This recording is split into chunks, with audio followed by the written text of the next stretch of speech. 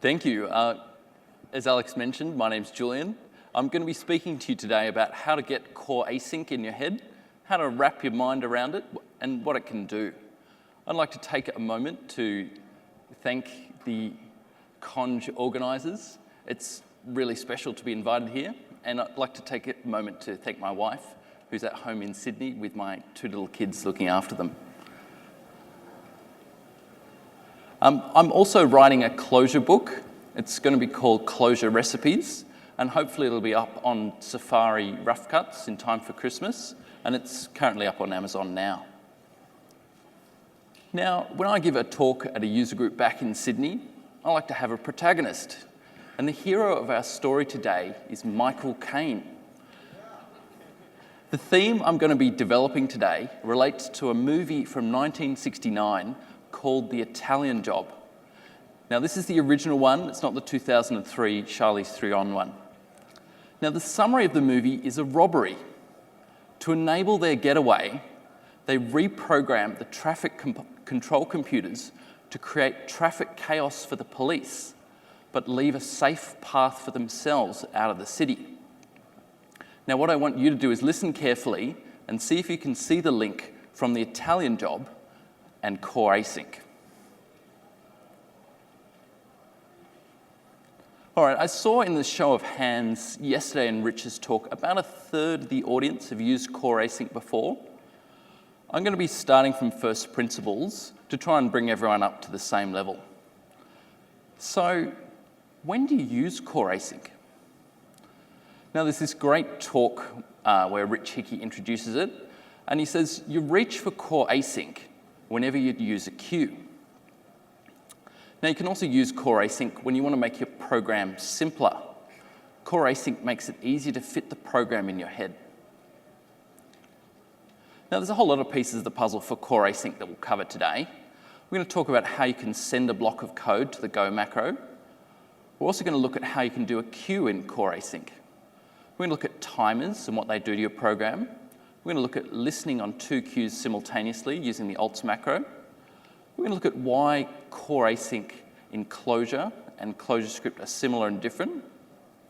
We're going to look at a visual example of what core async does to your program and how it looks without it. We're going to have a look at how you can convert a Clojure program to a ClojureScript program. We're going to look at some tips for optimizing ClojureScript programs. Now, you might have said, well, that's a lot of stuff. What is this core async thing? It sounds like magic.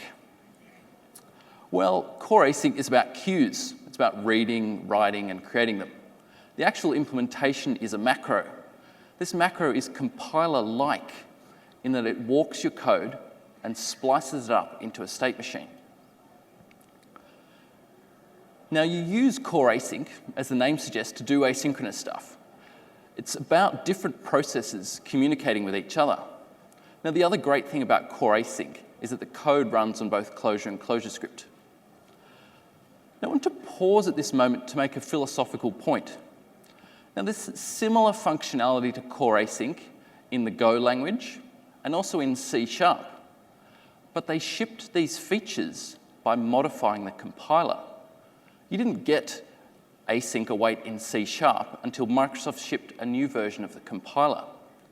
In Clojure, we got this functionality when they released the library.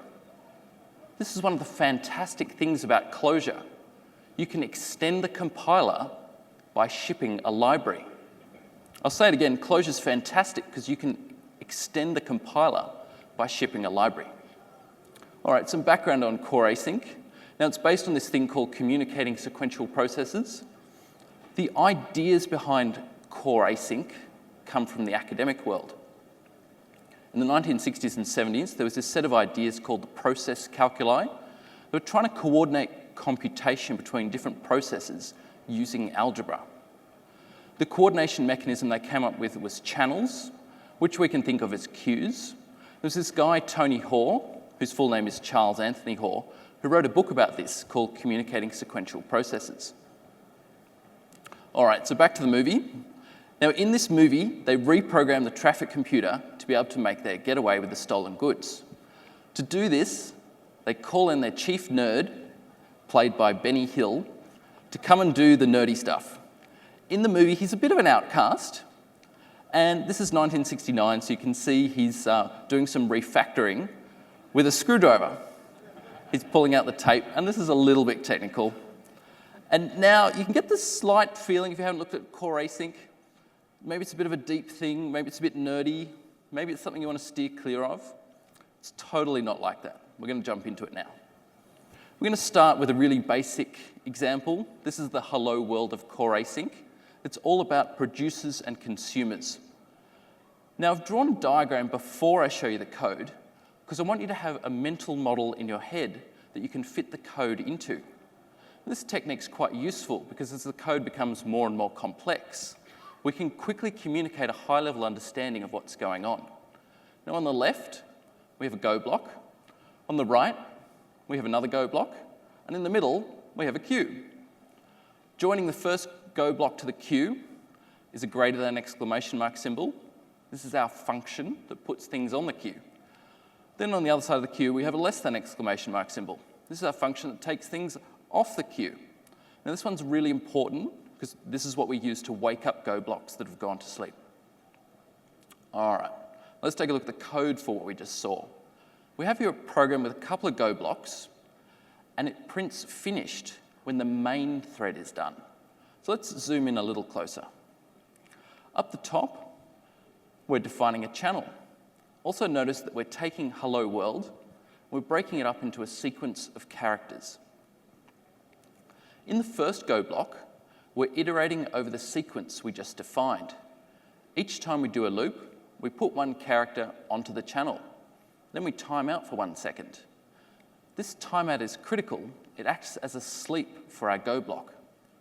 In particular, you'll notice our timeout uses the function less than exclamation mark for reading from a queue. And we're going to have more on this later, but note for now, we're modeling time as reading from a queue.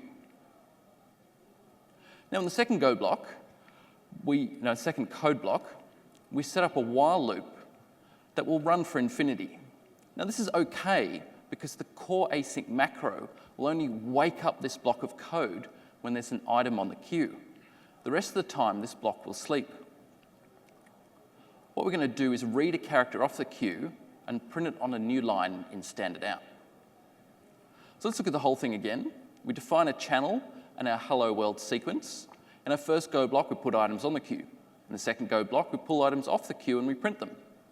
We also have a bit of code at the end running in our main thread that will print a dash after 12 seconds. Also note that the finished will print after the main thread is completed, but this is going to be right away because everything else is going to be asynchronous. All right, let's have a look at this running.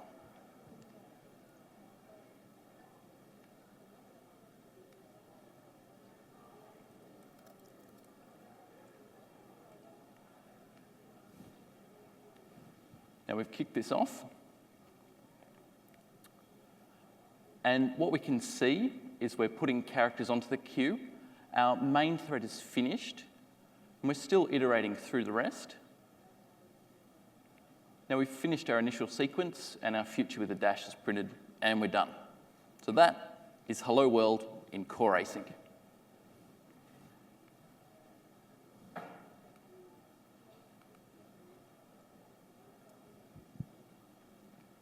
Okay, now let's make our example a little bit more complicated. We're going to have a second queue and a third Go block.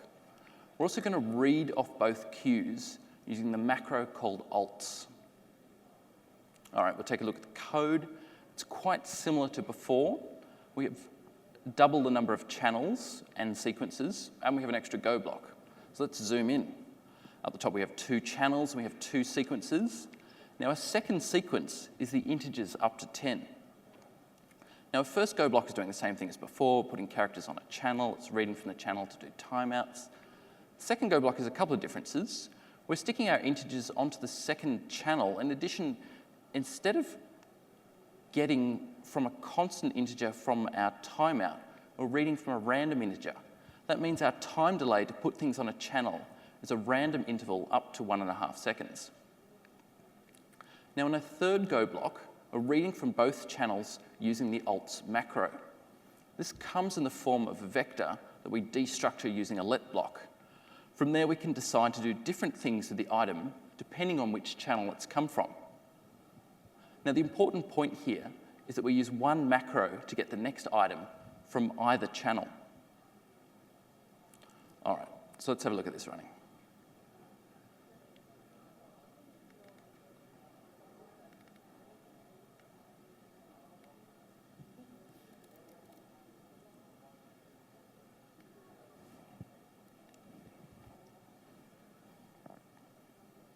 Now you can see here our hello is reading through, but our range of integers is also coming through at non-predictable intervals due to the way that we're reading off the timeout with a random interval. And we're done. So that's an example of us using our alts. Let's bring that back.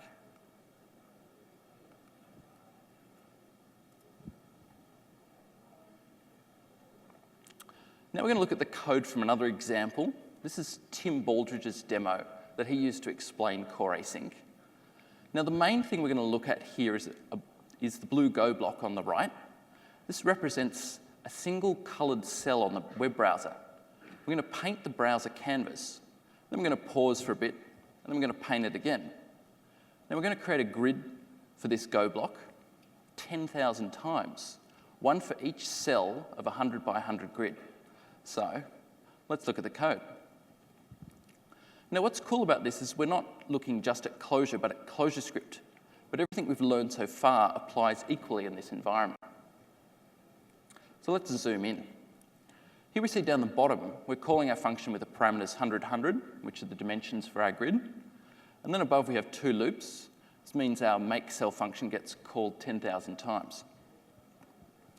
Now in the middle, you'll see our one Go block. Now you can see it's setting colors and it's drawing rectangles. And you can see a function that we saw before reading from a channel less than exclamation mark and a random integer function. This means this Go block wakes up on a random interval of up to 1 second and then paints the cell given to it. So let's have a quick look at this one.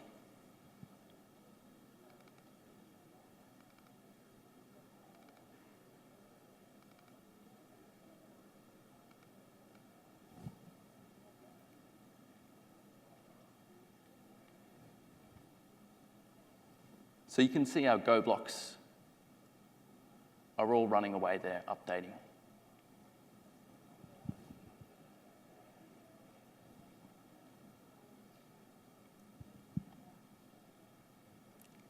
All right. Now, when I looked at this, I was dubious. I thought, come on, you can do the animation with a for loop in JavaScript. Why do you need core async to do that? So I gave it a go. We quickly whipped one up, and we're going to take a look at that now. Now, up here, you can see there's for loops, and you can see the make cell function, and it's kind of doing roughly the same thing. Let's see how it looks.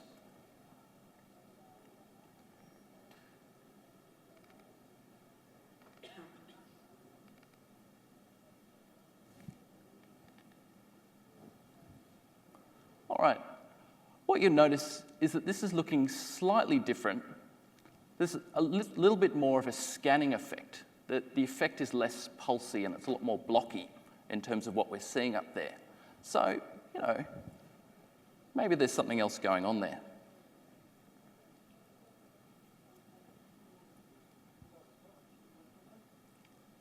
So we'll take one look at the Tim Baldridge code again. And I'm going to ask a quick question to the audience. I'm not asking you to answer, but I just want you to think about this in your head. Now, we know that ClojureScript runs in the JavaScript environment. We know that JavaScript in the browser is single-threaded. Now, do you think that all 10,000 Go blocks have the same random interval? Or do you think they have different ones? Do they all wake up at the same time and paint, or do they wake up at different intervals? Let's take another look.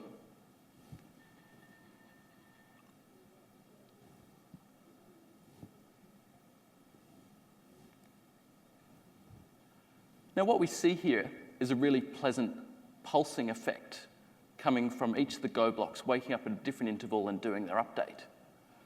In terms of our understanding, what this tells us is that the program is maintaining the state of each of the Go blocks individually. Our Go macro has maintained the state of 10,000 lightweight processes and where they're up to and what they're going to do. Cool.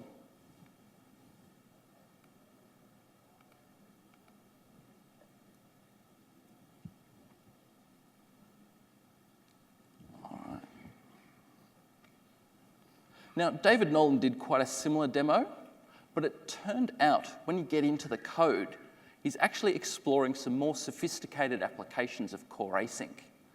Now, his version of the demo has the Go blocks, but it also has a render pipeline. Now, you'll see here there's 2 Go blocks on the left and the middle. There's a third block on the right. This is not a Go block. This means that while the first channel between the first 2 blocks is a core async queue, the second is not. Now, the big idea of this arrangement is a render pipeline.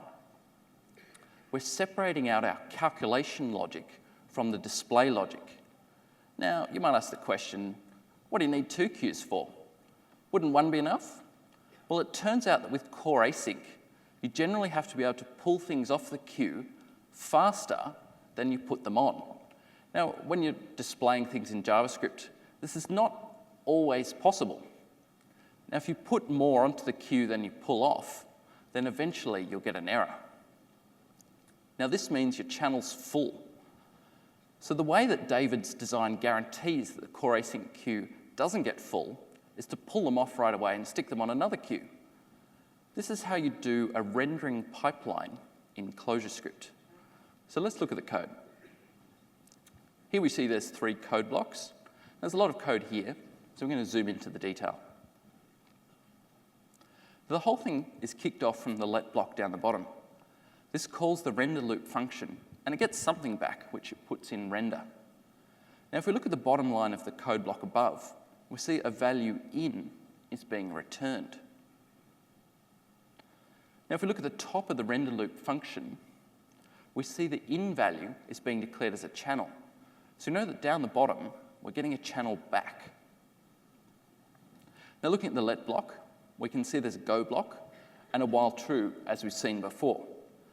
Now, the first channel reader function reads from a random integer function, and this tells us the go block wakes up at a time interval of 1 second, plus a range of up to 10 seconds. The second channel operation puts stuff onto the render channel. We can see it's putting 2 integers, and the first represents the ID of the cell on the grid, the second represents the value to put on the cell. Now, here's our go block. We're reading from 2 channels. One's a timeout channel called refresh, and the other is our in channel that we've been pushing coordinates on.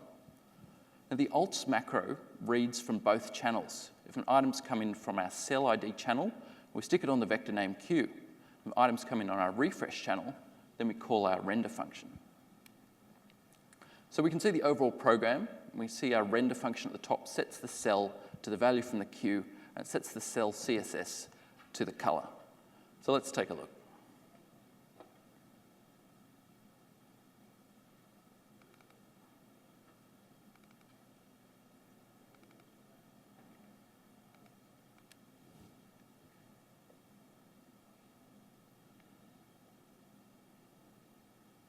Now, this is a copy of David's page where he was demonstrating this. And I think this was quite powerful for a lot of people when we were looking at core async, because we could see that there was lots going on the page, but that we could see lightweight processes running in the browser. So this is an example of our render pipeline.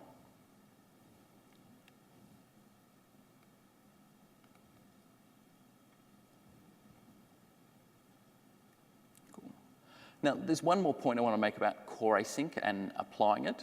Now, you can use core async in the browser to go and read an event queue. This is a diagram that shows taking the event stream of a DOM object and returning a core async channel. This on its own isn't that interesting, but it becomes more interesting when you're trying to coordinate multiple queues of event streams, because you've got some very powerful operators, as we've seen with the alts macro, and also the ability to filter on queues that makes things able to scale up and be modified much more easily than if you're using callbacks. So we'll take a quick look at the code for this. You can see there's a listen function that creates a channel called out. Then the listen function puts a callback on the DOM object that puts events onto the queue. What we then do is attach a listener down the bottom with a go block. And this go block wakes up each time an event comes in and it dumps it on the console. Okay, so that's the theory of core async. So back to the Italian job. Now there's a scene where the bank robbers have picked up the gold, they're about to get away in some classic Mini Coopers. Right at this point, they're about to start running. Now this is where we're at. We've got the goods. Let's go run with it. Now we can get easily tripped over in our terminology, so I'd like to clear up one thing on parallelism. Now I'm sure you've heard this phrase, parallelism is not concurrency. But when I ask people and say, well, which way around is it? Can you explain it to me? They say, oh, you know, go watch that Rob Pike video. That makes it really clear. And as Clojurians, we really love our entomology. So I'm going to take you back to high school geometry. Now what I want you to do is to imagine the streams of execution in your program as lines on a graph. Here's an illustration of parallelism using geometry. You can see the processes in your application are running at the same time, but they're not touching each other. Now, here we see a program with shared state between processes. This is concurrency. Now, there's a problem with this analogy. You can only take an analogy so far. In geometry, a line is straight and extends to a point or to infinity. But your program is really more like a curved line. It can be parallel for a while, and then it can do some concurrency. Your program can be both parallel and concurrent, but it doesn't have to be. Okay, now I want to take a brief moment to talk about parallelism in core async, because we're thinking about them in a slightly different way than you might have thought about it when you might have done threads in Java. Now, in the demos above, we've been using a core async function to read a timeout channel to get sleep behavior. Now, this is not reading an actual queue, it's just blocking with a timeout. But thinking of it as a queue is useful. There's still an implicit queue involved. Now, it's true that the design goal of core async was lightweight threads. Now, as it turns out, when you were doing a thread back in your Java days, you were actually implicitly listening to the ready queue of the operating system. So it becomes useful to think of multi-process programs in terms of queues because it can relate to how we actually use them when we go and bring our program into a single-threaded environment like the browser. Okay, let's recap. Core async, it's all about queues. We can use core async for doing parallel operations like with our cells. We can use it to separate out the display code from the calculation code with the render pipeline. And we can use core async for regular JavaScript event handling. Now, I want to take you back to an example Clojure program we've seen before, and I think we all know it and love it.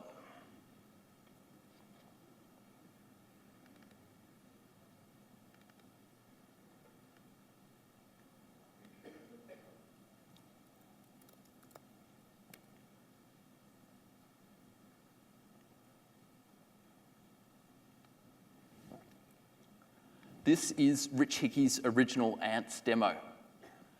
You've probably seen it when Rich was first introducing it. I think it's in Clojure for Java programmers. Now, what's amazing about this demo, if you were watching it back in 2008, and you might have been coming from a Java background, was that there were multiple threads of execution, and they're all whacking away at the one data structure. In Java land, you knew that shared state between different threads is really not a good idea, and yet here was Rich Hickey advocating it. And this contrast, this change of thinking, led you to start thinking about persistent data structures and about software transactional memory. Okay, so let's take this demo.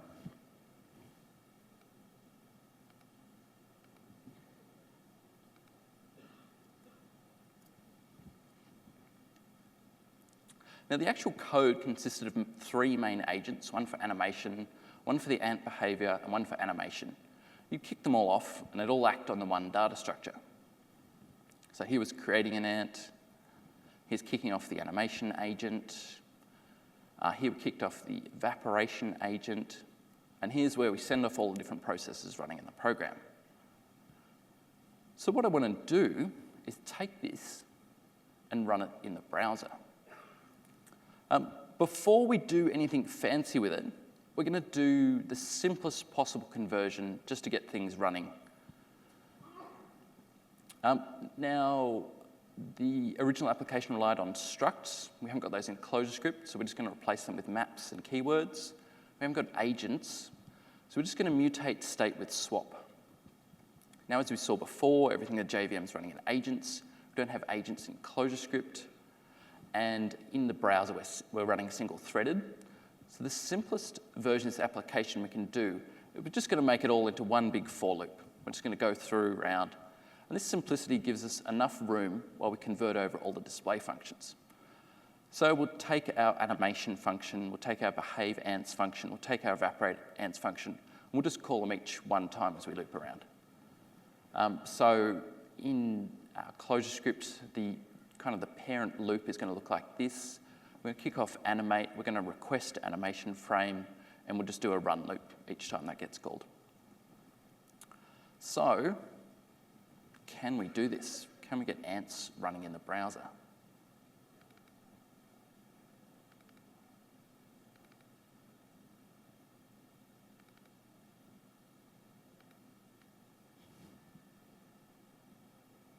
All right, let's unpause it.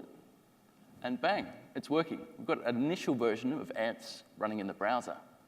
Now, looking at this is a little bit smaller than the demo we saw before. Unfortunately, I had to shrink it down because it was running so slow, and this was about the only size of the demo I could get that would kind of run okay. We've managed to bring a lot of the code across, and it seems to be running okay. But it's not really running fast. And I think even David Nolan would, and to his credit, he's done amazing work on ClojureScript. I think even he would admit there's probably some room for optimization. All right.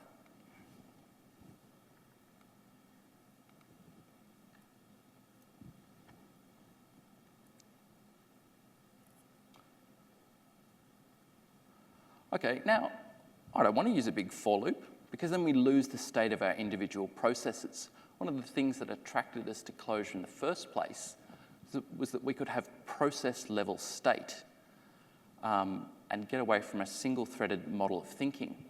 So how do we fix this? Now, we've already seen this before. We can use Go blocks to simulate threads on the JavaScript VM. They're lightweight processes that run on the core.async scheduler. Now, I'm going to show you a quick example of taking one of our functions and bringing our parallelism back. Here's our evaporate function in ClojureScript. And what we're going to do is add a Go block. It's got a while true in it, up the top. And down the bottom, we've got our old favorite, the timeout function. All right, and so we've put the core async into our code. Let's have a look and see how this is running.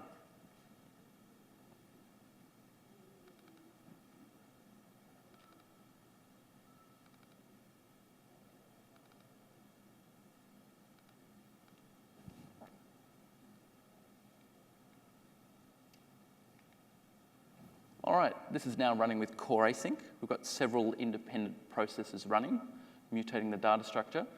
And this is not bad, but it's not running that much faster than we saw before.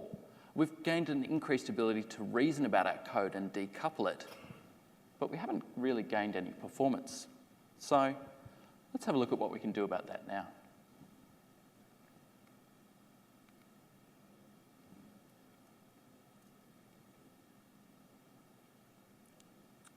Now, David Nolan's done some fantastic work in this area, and he did a port of a Minecraft demo that was written in JavaScript, and he brought it across to ClojureScript. And as part of the process of doing that, he did a whole bunch of profiling. And the project he did was he called the port chambered. And there were a bunch of macros in there for optimizing ClojureScript animations. Now, this basically boiled down to ripping out the persistent data structures out of ClojureScript and replacing them with arrays. We also ripped out the higher order functions and replaced them with for loops. Now, as kind of functional programmers and Clojure programmers, kind of have to hang your head in shame, but this is the kind of things we need to do to get our performance. So here's an example of one of these refactorings that we had to do. This is where we were creating our grid with a vector of vectors. We started with this, and then when we modify it, we go to this. So you can see we're replacing our vectors with arrays. There is a specific array macro. I haven't used it here for clarity. And you can see the map is gone. You'll notice we've used the for loop macro.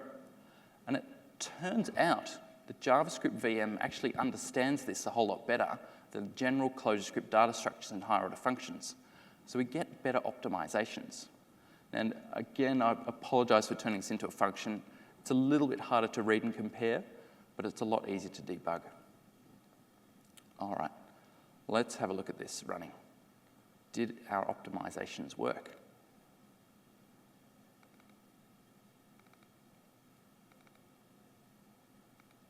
So we bring this across. And bang, we've got a much bigger grid now. It's running a whole lot faster. We've managed to optimize our ClojureScript.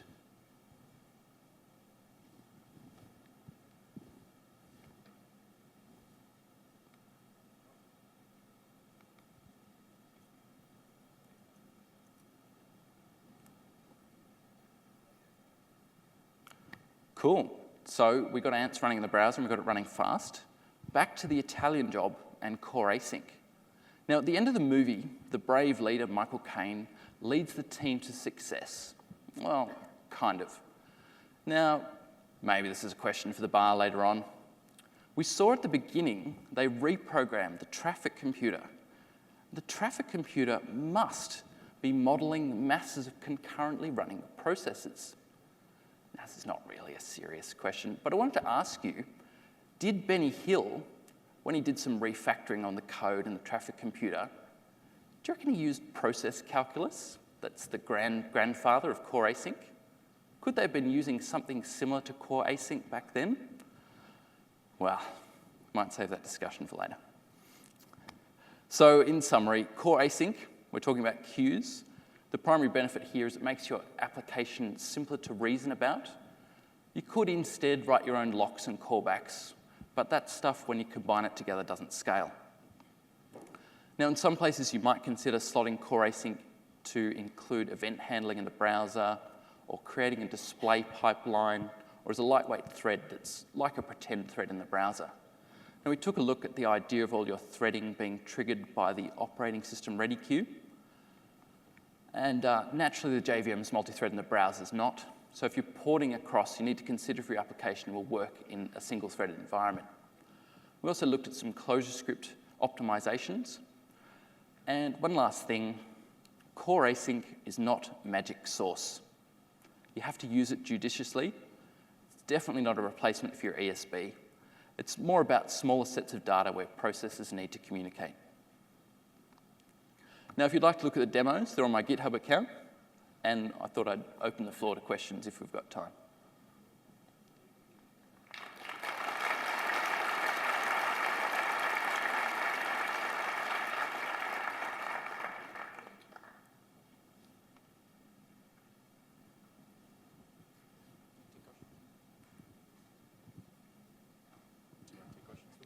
Sorry, are there any questions in the crowd? Yep, one down here.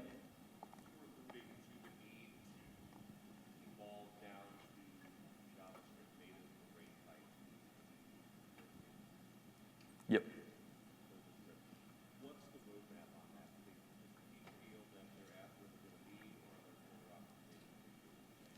Cool. I'll repeat your question to make sure I've got it and so that everyone heard it. The question was, what's the roadmap for the future of the ClojureScript compiler? Is it going to get better naturally? I honestly can't speak to that myself. I'm going to direct your question to David Nolan. Perhaps you can ask him later at lunch. But I think it's going pretty well. I'm hoping it's going in that direction. Are there any more questions?